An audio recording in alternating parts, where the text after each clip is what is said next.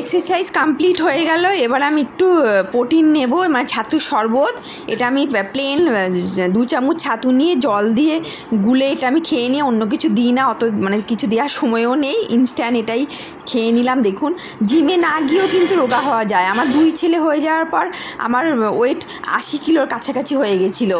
আমার ছোটো ছেলের হয়ে যাওয়ার পরও আমার অলমোস্ট 80 কিলো হয়ে গেছিলো। আমি কিন্তু জিমে না গিয়ে 3-4 মাস পর থেকেই আমি এক্সারসাইজ শুরু করে, তারপরে ঘরে ডায়েট করে, মানে 70% আপনার ডায়েট, 30% এক্সারসাইজ করে আমি আবার শেপে এসেছি, অনেক স্লিম হয়েছি, আপনারা দেখতেই পাচ্ছেন।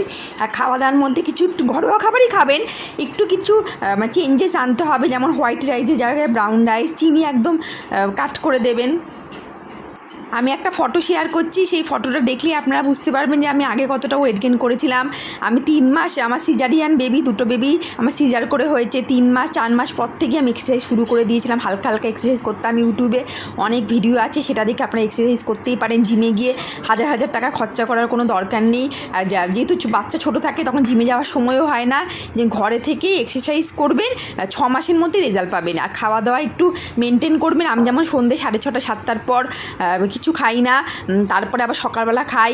একটু ফাস্টিং 10 ঘন্টা 12 ঘন্টার ফাস্টিং মাঝে মাঝে রাখতেই পারবেন, সেটা কিন্তু শরীরের জন্য ভালো, মানে খারাপ না। সন্ধ্যের পর যত পারবেন খাবারের পরিমাণটা কমিয়ে দেবেন, তাতে আরও সুবিধা হবে।